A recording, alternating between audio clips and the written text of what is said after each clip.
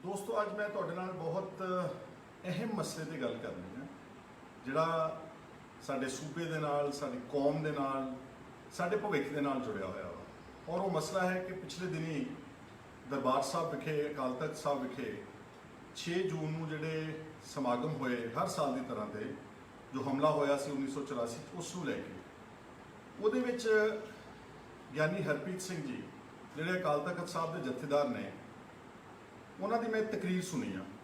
बहुत बादलील उन्होंने तकरीर सी और उन्होंने जोड़ा पत्रकारों के नाल जी इंट्रोडक्शन तो गलबात सी वो भी मैं सुनी।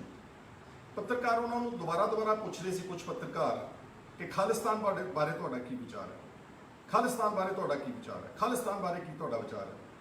तो ज्ञानी हरप्रीत सिंह जत्थेदार साहब ने कहा कि अगर सानू भारत की सरकार खालिस्तान दे देगी तो असीं ले लांगे।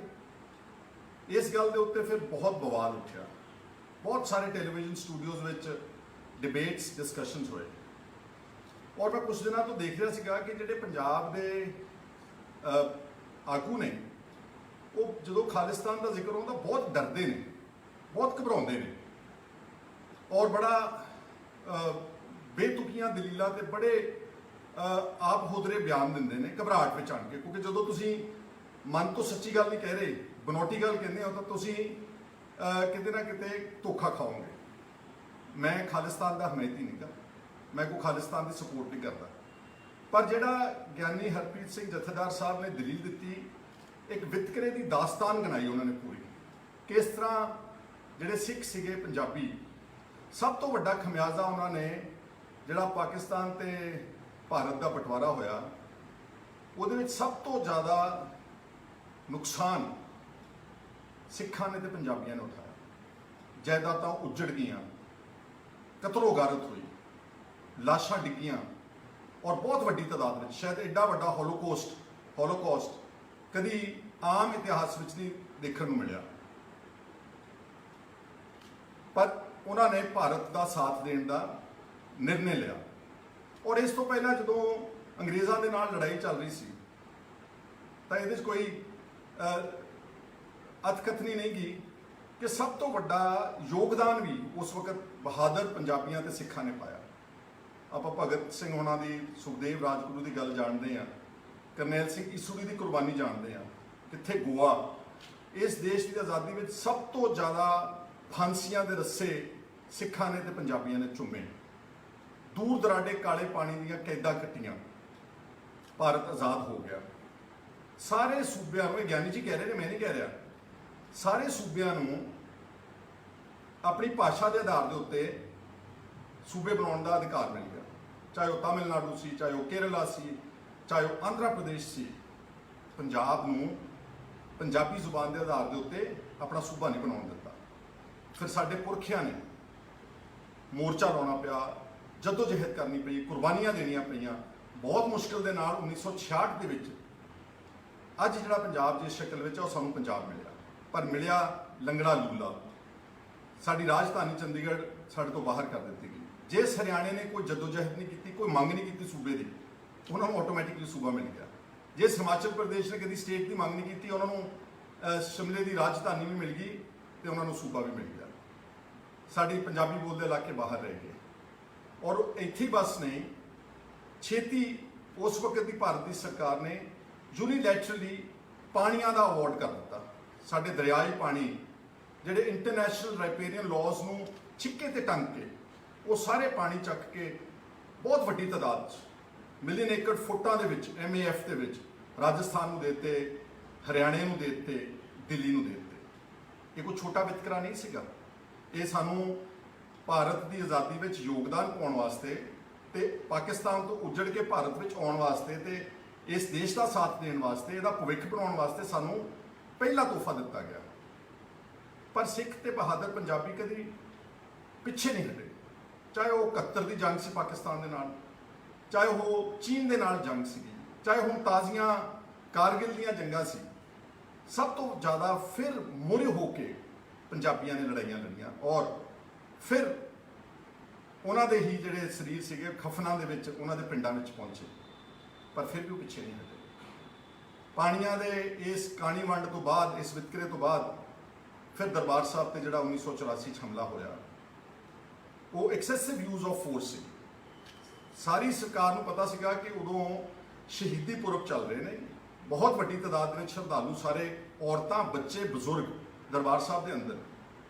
ਹਫਤਾ ਵੇਟ ਵੀ ਕਰ ਸਕਦੀ ਸੀ ਸਰਕਾਰ, ਲੇਕਿਨ ਸ਼ਾਇਦ ਐਂ ਲੱਗਦਾ ਕਿ ਉਹਨਾਂ ਨੇ ਉਹੀ ਦਿਨ ਚੁਣੇ ਔਰ ਇੱਕ ਬਹੁਤ ਵੱਡਾ ਤੋਪਾਂ ਤੇ ਟੈਂਕਾਂ ਦੇ ਨਾਲ ਅਕਾਲ ਤਖਤ ਸਾਹਿਬ ਤੇ ਹਮਲਾ ਹੋਇਆ। ਅਕਾਲ ਤਖਤ ਸਾਹਿਬ ਤਾਂ ਢੱਟ ਗਿਆ, ਪਰ ਵਿਚਾਰਧਾਰਾ ਨਹੀਂ ਢੱਠੀ। ਸ਼ਾਇਦ ਇਹ ਜਾਣਦੇ ਨਹੀਂਗੇ। ਇੱਦਾਂ ਤਾਂ ਫਿਰ ਕਈ ਵਾਰ ਨਸਲਕੁਸ਼ੀ, ਘੱਲੂਘਾਰੇ ਹੋਏ ਸਿੱਖਾਂ ਦੇ, ਮੁਗਲਾਂ ਨੇ, ਅਬਦਾਲੀਆਂ ਨੇ, ਦੁਰਾਨੀਆਂ ਨੇ। ਸਾਡੇ 2 ਵੱਡੇ ਘੱਲੂਘਾਰੇ ਇਤਿਹਾਸ ਵਿੱਚ ਦਰਜ ਨੇ। ਹਜ਼ਾਰਾਂ ਦੀ ਤਾਦਾਦ ਵਿੱਚ ਬੇਗੁਨਾਹ ਬੱਚਿਆਂ ਤੇ ਔਰਤਾਂ ਨੂੰ ਮਾਰਤਾ ਸੀਗਾ, ਪਰ ਇੱਦਾਂ ਤਾਂ ਸਿੱਖ ਨਹੀਂ ਸੀ ਮੁੱਕੇ। ਉਸ ਤੋਂ ਬਾਅਦ 1984 ਦੇ ਨਵੰਬਰ ਦੇ ਵਿੱਚ ਫਿਰ ਇੱਕ ਵਾਰ ਸਿੱਖ ਕੌਮ ਦਾ ਕਤਲੇਆਮ ਹੋਇਆ, ਹਜ਼ਾਰਾਂ ਦੀ ਤਾਦਾਦ ਵਿੱਚ। ਮੈਂ ਹੁਣ ਉਹਦੇ 'ਚ ਸ਼ਬਦ ਨਹੀਂ ਵਰਤਣਾ ਚਾਹੁੰਦਾ। ਬਲਾਤਕਾਰ, ਟਾਇਰ ਪਾ ਕੇ ਵਗੈਰਾ ਵਗੈਰਾ ਸਭ ਕੁਝ ਕੀਤਾ ਗਿਆ। ਤਾਂ ਮੈਂ ਆਪਣੇ ਆਗੂਆਂ ਨੂੰ ਪੁੱਛਣਾ ਚਾਹੁੰਦਾ ਵਾਂ, ਜਿਹੜਾ ਗਿਆਨੀ ਹਰਪ੍ਰੀਤ ਸਿੰਘ ਨੇ ਗੱਲ ਕਹੀ ਆ, ਤੁਸੀਂ ਬਾਦਲੀਲ ਦੇਖੋ, ਸਾਡੇ ਨਾਲ ਇੱਕ ਵਿਤਕਰਾ ਦੀ ਦਾਸਤਾਨ ਹੈ। ਮੈਂ ਤਾਂ ਸਿਰਫ ਭਾਰਤ ਸਰਕਾਰ ਤੋਂ, ਜਿਹੜੇ ਅੱਜ ਰਾਜ ਕਰਦੇ ਨੇ ਦੇਸ਼ ਵਿੱਚ, ਆ ਜਿਹੜੀਆਂ ਪੁਰਾਣੀਆਂ ਪਾਰਟੀਆਂ ਸੀਗੀਆਂ, ਉਹਨਾਂ ਨੂੰ ਸੋਚਣਾ ਚਾਹੀਦਾ ਵਾ ਕਿ ਇਹ ਨੌਬਤ ਕਿਉਂ ਆ ਰਹੀ ਹੈ। ਜਿਹੜੀ ਕੌਮ ਦੇਸ਼ ਦੀ ਆਜ਼ਾਦੀ ਵਿੱਚ ਸਭ ਤੋਂ ਹਿੱਸਾ ਪਾਉਂਦੀ ਹੈ, ਬਾਰਡਰਾਂ ਤੇ ਰਾਖੀ ਕਰਦੀ ਹੈ, ਖੇਡਾਂ ਵਿੱਚ ਸਭ ਤੋਂ ਅੱਗੇ ਜਾਂਦੀ ਹੈ, ਹਰ ਗੱਲ ਵਿੱਚ, ਬਲਕਿ ਮੈਂ ਭੁੱਲ ਚੱਲਿਆ ਸੀਗਾ, ਅਨਾਜ ਵਿੱਚ ਯੋਗਦਾਨ ਪਾਇਆ। ਜਦੋਂ ਸਾਰਾ ਦੇਸ਼ ਭੁੱਖਾ ਸੌਂਦਾ ਸੀ, ਪੰਜਾਬ ਨੇ ਸਾਰੇ ਦੇਸ਼ ਦਾ ਅਨਾਜ ਦਾ ਢਿੱਡ ਭਰਿਆ। ਅੱਜ ਉਹ ਆਪ ਭੁੱਖੇ ਨੇ ਕਿਸਾਨ। ਤੇ ਭਾਰਤ ਸਰਕਾਰ ਨੇ ਕਦੀ ਇਹ ਨਹੀਂ ਸੋਚਿਆ ਕਿ ਜਿਹੜੀ ਕੌਮ ਸਾਡੇ ਲਈ ਲੜਦੀ ਆ, ਜੂਝਦੀ ਆ, ਮਰਦੀ ਆ, ਘਰ ਉਜਾੜ ਕੇ ਆਉਂਦੀ ਆ, ਇਹਨਾਂ ਤੇ ਕੋਈ ਜ਼ਿਆਦਤੀ ਨਹੀਂ ਹੋਣੀ ਚਾਹੀਦੀ, ਇਹਨਾਂ ਦਾ ਧਿਆਨ ਰੱਖਣਾ ਚਾਹੀਦਾ। ਔਰ ਇੱਕ ਕਮਿਟਮੈਂਟ ਸੀਗੀਆਂ ਉਸ ਵਕਤ ਦੇ ਕਾਂਗਰਸ ਦੇ ਲੀਡਰਸ, ਪੰਡਤ ਜਵਾਹਰ ਲਾਲ ਨਹਿਰੂ ਹੋਣਾ ਨੇ ਜਦੋਂ ਸਿੱਖਾਂ ਨੂੰ ਵੂ ਕੀਤਾ, ਸਾਡੀ ਜਿਹੜੀ ਉਸ ਵਕਤ ਦੀ ਲੀਡਰਸ਼ਿਪ ਸੀ, ਮਾਸਟਰ ਤਾਰਾ ਸਿੰਘ ਜੀ, ਉਹਨਾਂ ਨੂੰ ਇਹ ਭਰੋਸਾ ਦਿਵਾਇਆ ਗਿਆ ਸੀਗਾ ਕਿ ਜਦੋਂ ਤੁਸੀਂ ਸਾਡੇ ਨਾਲ ਆਓਗੇ, ਅਸੀਂ ਤੁਹਾਡੀ ਆਰਥਿਕ ਤਰੱਕੀ ਦਾ ਧਿਆਨ ਰੱਖਾਂਗੇ, ਤੁਹਾਡੀ ਧਾਰਮਿਕ ਪਰਪੱਕਤਾ ਤੇ ਆਜ਼ਾਦੀ ਦਾ ਧਿਆਨ ਰੱਖਾਂਗੇ, ਤੇ ਤੁਹਾਨੂੰ ਜਿਹੜਾ ਹੈਗਾ ਇਸ ਦੇਸ਼ ਵਿੱਚ ਪੂਰਾ ਮਾਣ ਸਤਿਕਾਰ ਦਿੱਤਾ ਜਾਊਗਾ। ਤੇ ਆਹ ਮਾਣ ਸਤਿਕਾਰ ਦੀ ਦਾਸਤਾਨ ਤਾਂ ਤੁਹਾਨੂੰ ਮੈਂ ਹੁਣੇ ਹੀ ਗਿਣਾਤੀ, ਜਿਹੜੀ ਗਿਆਨੀ ਹਰਪ੍ਰੀਤ ਸਿੰਘ ਜਥੇਦਾਰ ਅਕਾਲ ਤਖਤ ਸਾਹਿਬ ਨੇ। ਸੋ ਮੈਂ ਇਹ ਕਹਿਣਾ ਚਾਹੁੰਦਾ ਆਪਣੇ ਸਾਥੀਆਂ ਨੂੰ, ਚਾਹੇ ਉਹ ਆਮ ਆਦਮੀ ਪਾਰਟੀ ਦੇ, ਕੁਝ ਲੋਕ ਤਾਂ ਇਹ ਵੀ ਕਹਿ ਗਏ ਘਬਰਾਹਟ ਵਿੱਚ ਆਣ ਕੇ ਕਿ ਕਿਸੇ ਘਰ ਵਿੱਚ, ਪਰਿਵਾਰ 'ਚ ਪੈਦਾ ਹੋਣਾ ਮੇਰਾ ਕਸੂਰ ਨਹੀਂ ਸੀ। ਉਹ ਆਪਣੇ ਪੈਦਾ ਹੋਣ ਤੇ ਵੀ ਕੀ ਕਹਿੰਦੇ ਹੋ ਰਹੇ ਕਿ ਕਿਵੇਂ ਕਹਿ ਸਕਦਾ, ਪੈਦਾ ਹੋਣ ਤੇ ਵੀ ਉਹਨੂੰ ਪਛਤਾਤਾਪ ਹੋ ਰਿਹਾ ਵਾ। ਕੁਝ ਸਾਡੇ ਹੋਰ ਵਿਦਵਾਨ ਆਗੂ ਨੇ ਜਿਹੜੇ, ਉਹ ਆਪਣੇ ਆਪ ਨੂੰ ਕਹਿੰਦੇ ਅਸੀਂ ਸੈਕੂਲਰ, ਅਸੀਂ ਨੈਸ਼ਨਲਿਸਟ, ਅਸੀਂ ਖਾਲਿਸਤਾਨ ਦੀ ਮੰਗ ਦੇ ਉਲਟ ਹਾਂ। ਮੈਂ ਬਿਲਕੁਲ ਸਪੋਰਟ ਨਹੀਂ ਕਰਦਾ, ਨਾ ਮੈਂ ਕੋਈ ਵਾਇਲੈਂਸ ਸਪੋਰਟ ਕਰਦਾ, ਪਰ ਮੈਨੂੰ ਇੱਕ ਗੱਲ ਦੱਸਿਓ, ਹੁਣ ਖਾਲਿਸਤਾਨ ਕੋਈ ਗੱਲ ਕਰੇ ਤਾਂ ਐਡਾ ਵੱਡਾ ਵਿਵਾਦ, ਸ਼ੋਰ, ਸਾਰੇ ਟੈਲੀਵਿਜ਼ਨ ਦੇ ਉੱਤੇ ਡਿਬੇਟ ਚੈਨਲ ਤੇ ਗਾਲੀ ਗਲੋਚ, ਤੇ ਸਾਡੇ ਆਗੂ ਵੀ ਵਿਚਾਰੇ ਇੰਨੇ ਡਰ ਜਾਂਦੇ ਨੇ ਇਹ ਨਾ ਅਸੀਂ ਤਾਂ ਬਹੁਤ ਵੱਡੇ ਸੈਕੂਲਰ ਹਾਂ, ਅਸੀਂ ਨੈਸ਼ਨਲਿਸਟ ਹਾਂ। ਤੇ ਜਦੋਂ ਇਸ ਦੇਸ਼ ਦੇ ਵਿੱਚ ਜ਼ਿੰਮੇਵਾਰ ਪਾਰਟੀਆਂ, ਬੀਜੇਪੀ, ਆਰਐਸਐਸ, ਵਿਸ਼ਵ ਹਿੰਦੂ ਪਰਿਸ਼ਦ ਦੇ ਜ਼ਿੰਮੇਵਾਰ ਆਗੂ, ਕਈ ਵਾਰ ਮੈਂਬਰ ਪਾਰਲੀਮੈਂਟ, ਉਹ ਜਦੋਂ ਹਿੰਦੂ ਰਾਸ਼ਟਰ ਦੀ ਗੱਲ ਕਰਦੇ ਨੇ ਇਸੇ ਦੇਸ਼ ਵਿੱਚ, ਕੀ ਉਹ ਵੱਖਵਾਦੀ ਏਜੰਡਾ ਨਹੀਂ ਹੈਗਾ? ਕੀ ਉਹ ਇਸ ਦੇਸ਼ ਨੂੰ ਕੀ ਕਹਿੰਦੇ ਹੁੰਦੇ, ਅਲੱਗਵਾਦੀ ਏਜੰਡਾ ਨਹੀਂ ਹੈਗਾ? ਕੀ ਉਹ ਇਸ ਦੇਸ਼ ਨੂੰ ਤੋੜਨ ਦੇ, ਕਿਉਂਕਿ ਇਸ ਦੇਸ਼ ਵਿੱਚ ਪੰਥ ਦੇ ਧਰਮ ਨੇ, ਬਹੁਤ ਸਾਰੀਆਂ ਮਾਈਨੋਰਿਟੀਜ਼ ਨੇ, ਜੈਨੀ ਨੇ, ਬੋਧੀ ਨੇ, ਈਸਾਈ ਨੇ, ਮੁਸਲਮਾਨ ਨੇ, ਸਿੱਖ ਨੇ, ਦਲਿਤ ਨੇ, ਕਿ ਉਹਨਾਂ ਦਾ ਸਭ ਨੂੰ ਮਾਣ ਦਿੱਤਾ ਉਹਨਾਂ ਨੇ।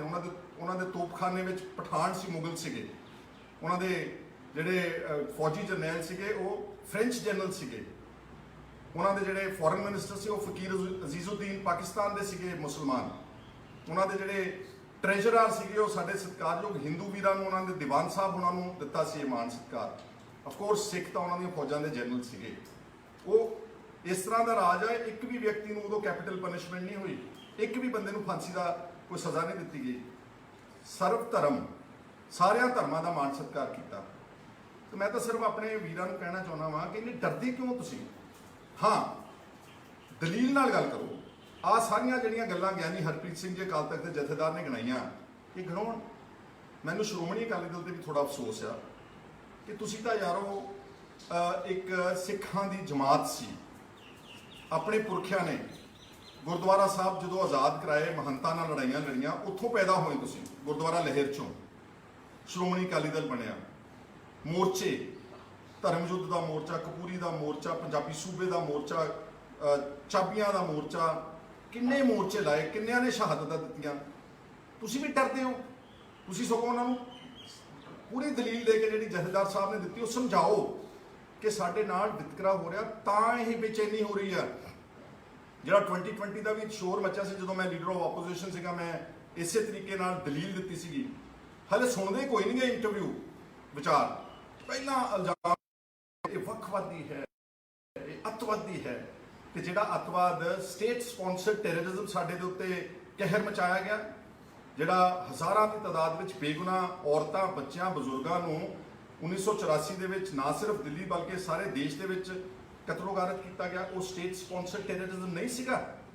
ਮੈਂ ਵਾਇਲੈਂਸ ਦੇ ਹੱਕ 'ਚ ਨਹੀਂਗਾ, ਮੈਂ ਖਿਲਾਫ ਹਾਂ। ਪਰ ਜਦੋਂ ਇੰਡੀਵਿਜੂਅਲ ਵਾਇਲੈਂਸ ਕਰਦੇ ਨੇ ਨਾ, ਉਹਨਾਂ ਵਾਸਤੇ ਆਪਣੇ ਕੋਲ ਮਸ਼ੀਨ ਆ, ਆਪਣੇ ਕੋਲ ਸੰਵਿਧਾਨ ਆ, ਆਪਣੇ ਕੋਲ ਕੋਰਟ ਨੇ, ਆਪਣੇ ਕੋਲ ਕਚਹਿਰੀਆਂ, ਆਪਣੇ ਕੋਲ ਪੁਲਿਸ ਆ, ਸਜ਼ਾ ਦਿਓ ਉਹਨਾਂ ਨੂੰ। ਤੇ ਜੇ ਉਹੀ ਕੰਮ ਸਟੇਟ ਜਿਹੜੀ ਕਿ ਆਰਗੇਨਾਈਜ਼ਡ ਇੱਕ ਪਾਵਰ ਆ, ਜੇ ਉਹੀ ਲੋਕਾਂ ਨੂੰ, ਬੇਦੋਸ਼ਾਂ ਨੂੰ ਮਾਰਨ ਤੇ ਉਤਰ ਆਵੇ, ਉਸ ਨੂੰ ਅੱਤਵਾਦ ਨਹੀਂ ਕਹਿੰਦੇ ਤਾਂ ਕੀ ਹੋਰ ਕਹਿੰਦੇ ਨੇ? ਸੁਮੇਧ ਸਿੰਘ ਸੈਣੀ, KPS ਗਿੱਲ, JF ਰਿਬੇਰੋ, ਜਿਹੜੇ ਲੋਕਾਂ ਨੇ ਝੂਠੇ ਪੁਲਿਸ ਮੁਕਾਬਲਿਆਂ ਵਿੱਚ ਚੱਕ ਕੇ ਆਪਣੇ ਸਿੱਖ ਨੌਜਵਾਨ ਬੱਚਿਆਂ ਨੂੰ ਮਾਰਿਆ, ਉਹਨਾਂ ਨੂੰ ਅੱਤਵਾਦੀ ਨਹੀਂ ਕਹੋਗੇ ਤਾਂ ਹੋਰ ਕੀ ਕਹੋਗੇ ਦੱਸੋ? ਔਰ 36 ਸਾਲਾਂ 'ਚ ਅੱਜ ਤੱਕ ਕੋਈ ਇਨਸਾਫ ਨਹੀਂ ਹੋਇਆ। ਕਿ ਕੋਈ ਹੈ ਕਿਸੇ ਕੋਲ ਜਵਾਬ? ਔਰ ਮੈਨੂੰ ਅਫਸੋਸ ਨਾਲ ਕਹਿਣਾ ਪੈਂਦਾ, ਸਾਡੇ ਅਕਾਲੀ ਵੀਰ, ਸਾਡੇ ਆਮ ਆਦਮੀ ਦੇ, ਸਾਡੇ ਉਹਨਾਂ ਨੂੰ ਇਹੀ ਜ਼ੋਰ ਲੱਗਾ ਰਹਿੰਦਾ ਕਿ ਅਸੀਂ ਸੈਕੂਲਰ ਹਾਂ, ਅਸੀਂ ਨੈਸ਼ਨਲਿਸਟ ਹਾਂ, ਸਾਡੀ ਪਾਰਟੀ ਸਾਰੇ ਧਰਮਾਂ ਦਾ ਸਤਿਕਾਰ ਕਰਦੀ। ਕਰਨਾ ਚਾਹੀਦਾ ਵਾ, ਪਰ ਇੰਨਾ ਡਰਦੇ ਕਿਉਂ, ਇੰਨਾ ਘਬਰਾਉਂਦੇ ਕਿਉਂ? ਹਲੇ ਵੀ ਸਾਨੂੰ ਸਰਟੀਫਿਕੇਟ ਦੇਣਾ ਪਊਗਾ ਭਾਰਤ ਵਿੱਚ ਰਹਿਣ ਵਾਸਤੇ ਕਿ ਅਸੀਂ ਦੇਸ਼ ਭਗਤ ਹਾਂ। ਇੰਨਾ ਕੁਝ ਕਰਨ ਤੋਂ ਬਾਅਦ, ਇੰਨੀਆਂ ਕੁਰਬਾਨੀਆਂ, ਇੰਨੇ ਫਾਂਸੀਆਂ, ਭਗਤ ਸਿੰਘ ਵਰਗੇ ਬਹਾਦਰ ਯੋਧੇ ਅਨੇਕਾਂ ਨੇ, ਹਰੇ ਮੈਂ ਗਿਣਾ ਨਹੀਂ ਸਕਦਾ ਕਿਉਂਕਿ ਸਮਾਂ ਇਜਾਜ਼ਤ ਨਹੀਂ ਦਿੰਦਾ।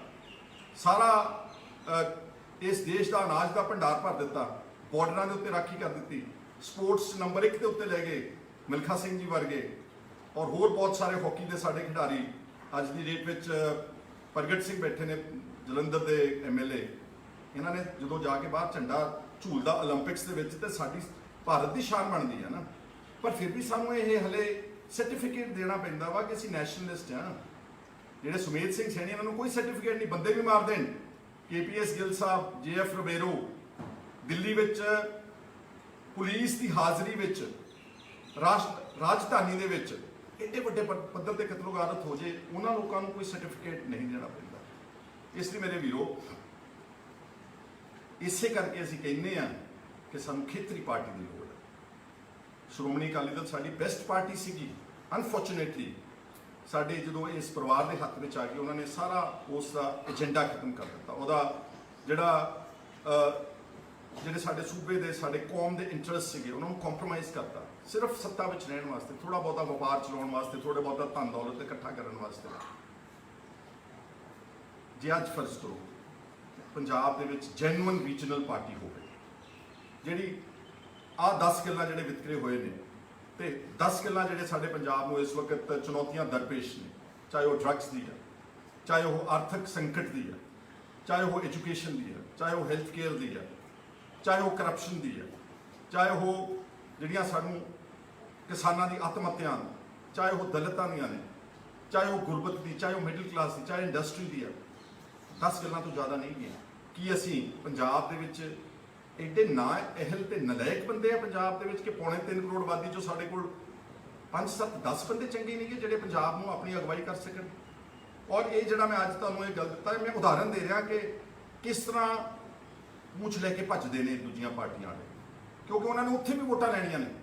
ਕਾਂਗਰਸ ਨੇ ਵੀ ਹਰਿਆਣੇ, ਦਿੱਲੀ, ਪੰਜਾਬ, ਮੱਧ ਪ੍ਰਦੇਸ਼, ਉੱਤਰ ਪ੍ਰਦੇਸ਼ ਵਿੱਚ ਵੋਟਾਂ ਲੈਣੀਆਂ ਨੇ। ਦੇ cannot speak for the interest of Punjab the way that Punjab leaders can speak hair ਇਨ ਪੰਜਾਬ। ਇਹੀ ਗੱਲ ਹੁਣ ਆਮ ਆਦਮੀ ਪਾਰਟੀ ਤੇ ਵੀ ਲੱਗੂ। ਭਗਵੰਤ ਸਿੰਘ ਮਾਨ ਦਾ ਜਾਂ ਤਾਂ ਇਹਨਾਂ ਲੋਕਾਂ ਨੂੰ ਪਿਛੋਕੜ ਨਹੀਂ ਪਤਾ, ਜਾਂ ਇਹਨਾਂ ਨੇ ਕੋਈ ਇਤਿਹਾਸ ਨਹੀਂ ਪੜ੍ਹਿਆ ਚੰਗੀ ਤਰ੍ਹਾਂ ਨਾਲ ਕਿ ਸਾਡੇ ਨਾਲ ਕੀ ਕੀ ਵਾਪਰਿਆ ਤੇ ਸਾਡੇ ਪੁਰਖਿਆਂ ਦੀਆਂ ਕੀ ਕੀ ਕੁਰਬਾਨੀਆਂ ਸੀ। ਇਹਨੇ ਪੜ੍ਹਿਆ ਨਹੀਂ ਚੱਜ ਨਾਲ।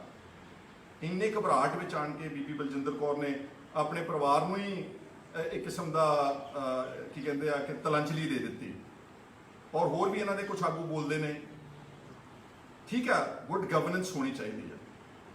ਮੰਨ ਲਿਆ ਕਿ ਐਜੂਕੇਸ਼ਨ ਤੇ ਹਸਪੀਟਲ ਜਿੱਦਾਂ ਦਿੱਲੀ ਦੇ ਵਿੱਚ ਬਣਨੇ ਸਾਡੇ ਵੀ ਬਣਨੇ ਚਾਹੀਦੇ ਆ, ਪਰ ਇੱਕ ਗੱਲ ਯਾਦ ਰੱਖਿਓ, ਜੇ ਤੁਹਾਡੀ ਇਸ ਦਸਤਾਰ ਦਾ ਸਤਿਕਾਰ ਨਹੀਂ, ਜੇ ਤੁਹਾਡੇ ਬੱਚੇ ਮਹਿਫੂਜ਼ ਨਹੀਂਗੇ, ਜੇ ਤੁਹਾਡੇ ਬੱਚਿਆਂ ਨੂੰ ਚੱਕ ਕੇ ਝੂਠੇ ਪੁਲਿਸ ਮੁਕਾਬਲਿਆਂ ਵਿੱਚ ਮਾਰ ਕੇ 36 ਸਾਲ ਪੁਲਿਸ ਵਾਲੇ ਬਚ ਸਕਦੇ ਨੇ, ਜੇ ਤੁਹਾਡਾ ਮਾਨ ਸਤਿਕਾਰ ਨਹੀਂਗਾ, ਜੇ ਤੁਹਾਡੀ ਇੰਡੀਪੈਂਡੈਂਸ ਨਹੀਂਗੀ, ਜੇ ਤੁਹਾਨੂੰ ਫਰੀडम ਆਫ ਐਕਸਪ੍ਰੈਸ਼ਨ ਨਹੀਂਗਾ, ਫਰੀडम ਆਫ ਲੈਂਗੁਏਜ ਨਹੀਂਗੀ, ਤੇ ਉੱਥੇ ਤੁਸੀਂ ਕੀ ਕਰ ਸਕਦੇ? ਐ ਤਾਂ ਫਿਰ ਜੇ ਸੜਕਾਂ ਬਣਾਉਣੀਆਂ ਹੁੰਦੀਆਂ, ਸਕੂਲ ਬਣਾਉਂਦੇ ਹੁੰਦੇ, ਡਿਸਪੈਂਸਰੀਆਂ, ਤੇ ਅਫਗਾਨਿਸਤਾਨ ਅਮਰੀਕਾ ਕੋਲੋਂ ਜੋ ਮਰਜ਼ੀ ਬਣਵਾ ਲੈਂਦਾ, ਫਿਰ ਨਾ ਲੜਦਾ ਉਹਨਾਂ ਦੇ ਨਾਲ।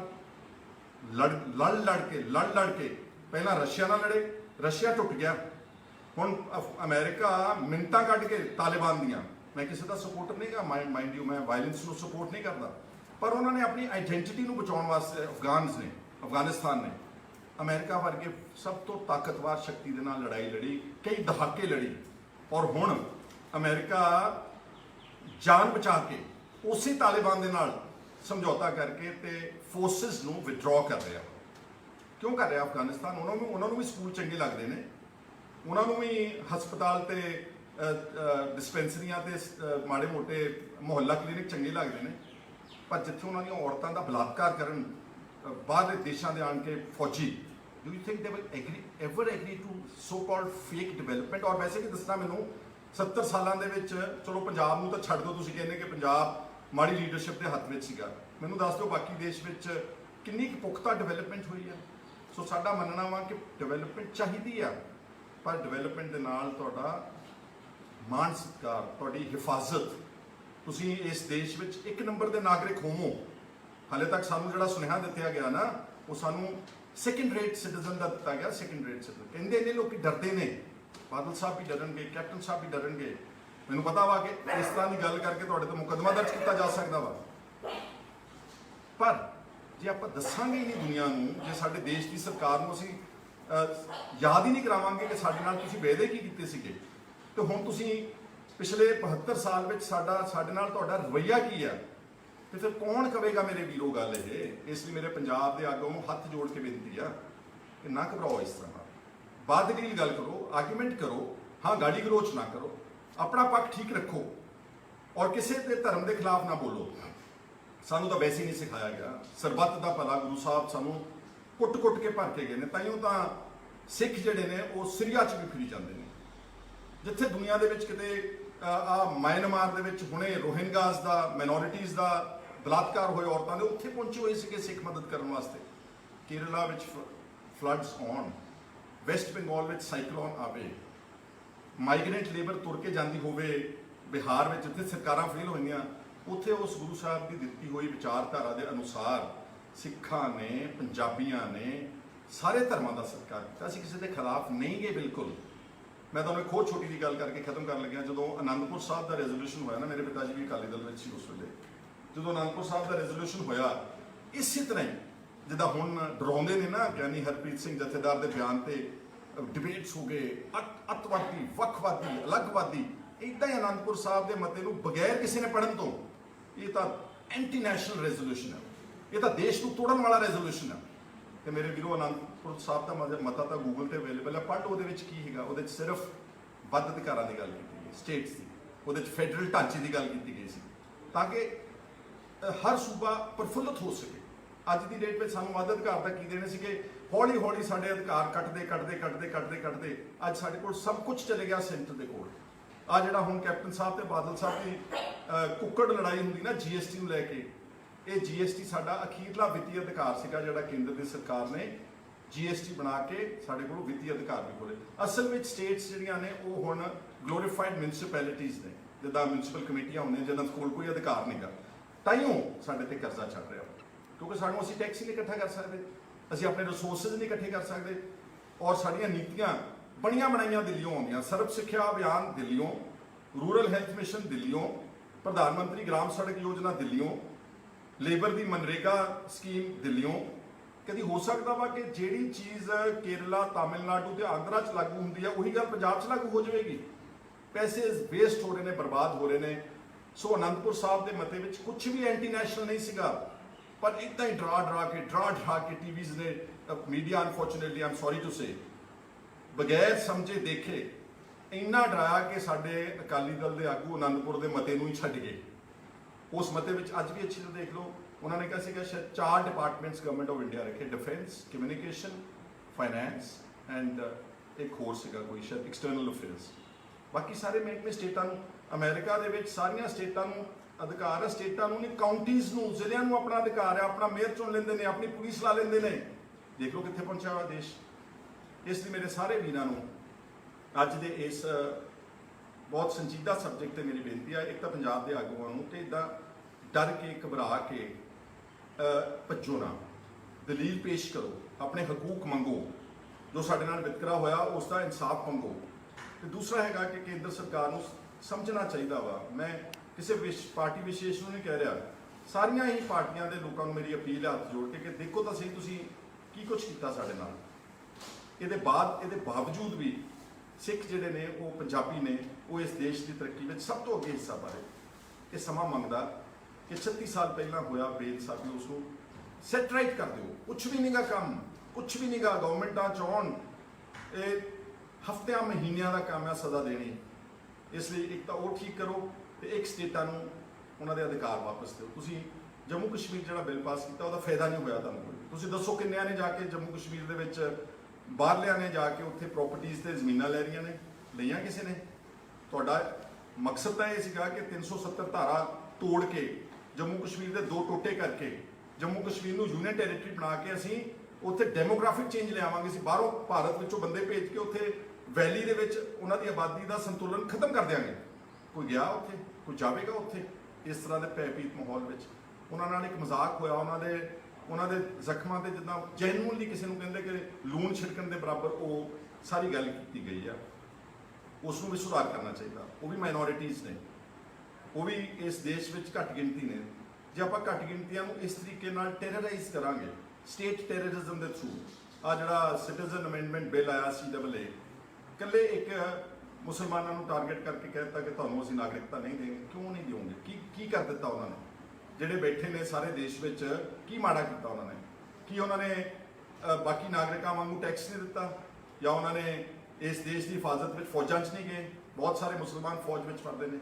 ਸੋ ਮੈਂ ਜ਼ਾਤ ਪਾਤ ਧਰਮ ਦੇ ਫਿਰ ਨਹੀਂ ਜਾਂਦੇ, ਪਤਾ ਨਹੀਂ ਕੀ ਕੁਛ ਇਲਜ਼ਾਮ ਲਾ ਦੇਣਾ ਸ਼ੁਭਤਾ ਨਹੀਂ। ਉਮੀਦ ਕਰਦਾ ਜਿਹੜੇ ਸਮਝਦਾਰ ਲੋਕ ਨੇ, ਚਾਹੇ ਉਹ ਮੇਰੇ ਹਿੰਦੂ ਭਰਾ ਨੇ, ਚਾਹੇ ਉਹ ਮੁਸਲਮਾਨ ਨੇ, ਚਾਹੇ ਸਿੱਖ, ਜੈਨੀ, ਬੋਧੀ, ਜਿਹੜੇ ਸਮਝਦਾਰ ਨੇ ਉਹ ਇਸ ਗੱਲ ਨੂੰ ਇੱਕ ਪੋਜ਼ਿਟਿਵ ਪਰਸਪੈਕਟਿਵ 'ਚ ਲੈਣਗੇ, ਨੈਗੇਟਿਵ 'ਚ ਨਹੀਂ ਲੈਣਗੇ। ਤੇ ਜਿਹੜੇ ਨਾ ਸਮਝ ਨੇ, ਜਿਨ੍ਹਾਂ ਨੇ ਸਹੁੰ ਖਾਧੀ ਆ ਕਿ ਅਸੀਂ ਗਾਲ ਕੱਢਣੀ ਆ, ਆਪਣੀ ਧੀ ਭੈਣ ਨੂੰ ਆਪ ਹੀ ਗਾਲ ਕੱਢਣੀ ਆ, ਆਪ ਹੀ ਉਹਨਾਂ ਦੇ ਸਾਹਮਣੇ ਜਦੋਂ ਲਿਖਾਂਗੇ ਤੁਹਾਡੀਆਂ ਧੀਆਂ ਭੈਣਾਂ ਪੜ੍ਹਨੀਆਂ, ਉਹਨਾਂ ਨੂੰ ਖੁੱਲ੍ਹੀ ਆਜ਼ਾਦੀ ਹੈ ਕਿ ਤੁਸੀਂ ਜੋ ਕੁਝ ਮਰਜ਼ੀ ਲਿਖ ਸਕਦੇ ਹੋ। ਔਰ ਫਿਰ ਮੈਂ ਰੀਇਟਰੇਟ ਕਰਦਾ ਕਿ ਪੰਜਾਬ ਨੂੰ ਇੱਕ ਖੇਤਰੀ ਪਾਰਟੀ ਦੀ ਲੋੜ ਹੈ ਜਿਹੜੇ ਤੁਹਾਡੇ ਹਕੂਕ ਨੂੰ ਸਹੀ ਮਾਇਨਿਆਂ ਵਿੱਚ ਡਿਫੈਂਡ ਕਰ ਸਕੇ। ਬਹੁਤ ਬਹੁਤ ਸ਼ੁਕਰੀਆ, ਸਾਰਿਆਂ ਦਾ ਧੰਨਵਾਦ। Thank you.